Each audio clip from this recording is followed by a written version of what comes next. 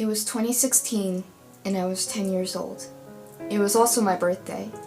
I don't do much on my birthdays. It's not that we don't have the money or anything, but we like more laid-back family gatherings.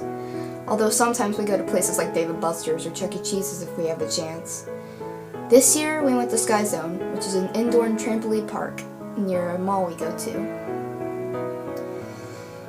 Anyways, long story short, I got in with some friends and family. We jumped, ate, and did a lot of activities.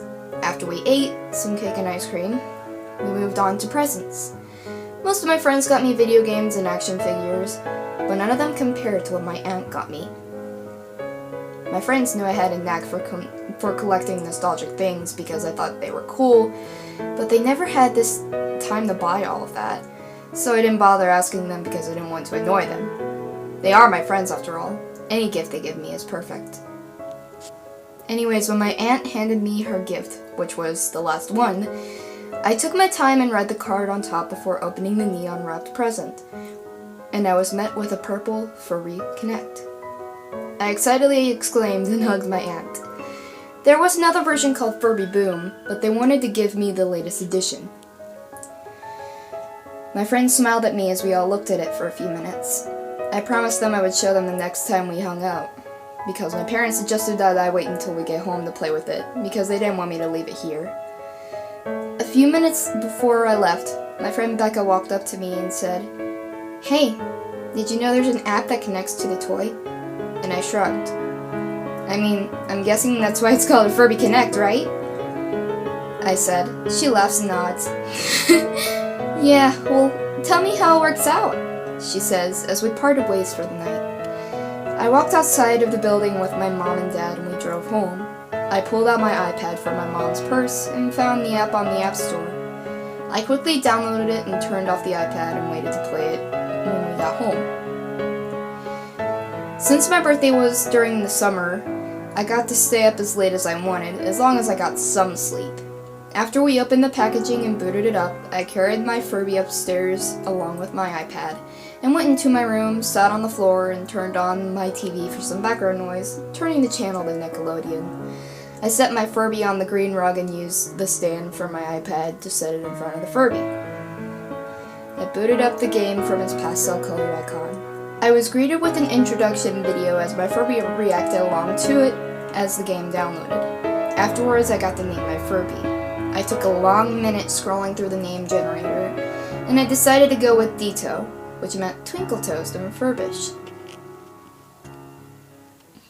After going through the tutorials with my in-game Furby, I had another egg getting ready to hatch, and when it did, what I saw looked like a glitch, which would be understandable because the game was just released a few months ago, back then, so I expected a few bugs. The Furby looked like a pitch-black silhouette, and it didn't have a rarity rank or anything, not even a name. When I let it wander around, it didn't even socialize to my first in-game Furby. It just walked over to the food cannon and sat there. Meanwhile, my real Furby had worried eyes, surprisingly. It started saying things like, "Who's scary Furby?" or something like that in a comedic way as usual. But when I looked back at the odd in-game Furby, the world looked as though time skipped, and it was night. But the sky was almost as pitch black as the in-game Furby. The Furby looked different too. Not only was it a creepy silhouette, but it also had two white dots for what seemed like eyes. I tapped on it. It kept saying something that sounded like Furbish, but it also kind of sounded like, "Let me in." My real Furby was losing it at this point. It wouldn't stop crying. A sense of dread overtook my senses as I closed the app and got the eye mask that came with the Furby and shoved it on my Furby until it fell asleep. I caught my breath. I looked around, paranoid. I shakily held my Furby and put him on the shelf near my TV. I sighed as I opened my iPad again. I charged it because it was somewhere around 50%. It was around midnight, so I decided to put on some music and go to sleep. I kept my TV on for some light, but adjusted the brightness as it was near the foot of my bed, so it would be blinding me if I looked over to it. I stared at the wall, and I slowly drifted to sleep as I had one earbud in, listening to Fandroid, DA Games, Caleb Hiles. When suddenly I heard one of the musical noises that my Furby could make if you move their antenna. My eyes opened immediately as I saw my Furby was still asleep, but the antenna was glowing a slightly galactic blue color. I thought this was creepy, so I opened up my camera app and recorded it, making quiet commentary so I didn't wake my parents. Until the antenna faded to red, and it started making eerily disturbing noises. It sounded like it was coming out of a vintage TV. Demonic screeches and slowed down music almost gave me a sensory overload. The Furby's fur was turning to a charred black when I saw something orange radiating from it. I thought a demon had possessed it. I thought a demon was in my room. I stopped recording. I wanted to scream, but I didn't want to wake my parents, so I simply pulled the covers over my face and put both earbuds in and turned up the music just enough to ignore the noises. I woke up about 4 hours later to someone shaking me awake. It was my dad. I saw police officers there investigating something. I took out my earbuds and looked around.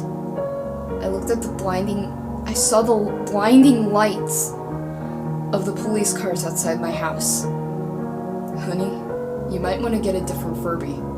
This one wasn't official, he said. I looked over to where my Furby was. What I saw horrified me. Its face had melted off, and its fur was charred. It must have overheated or something, and I'm guessing it caught on fire because not only were the police there, but the fire department was there as well. Half of my shelf was charred as well, so that would mean I would need a new shelf. I started bawling my eyes out. My dad hugged me. After I calmed down, I had an idea. I recorded the whole thing earlier a couple of hours ago, so I opened my iPad again and showed them the footage. They were flabbergasted, to say the least. I deleted the app and never touched a Furby ever again. I think about a few months, or maybe even a year later, my friend on Roblox informed me about a horror game called Tattletale. I searched it up and saw the main character. It looked like a Furby. Flashbacks instantly came back. I never got the game, but for some reason I was brave enough to watch YouTubers play it. I never did figure out who made the illegal version of Furby Connect. And why? How? And more importantly, how did they get their version of the app on the official app store? My mind still races with those questions, even today.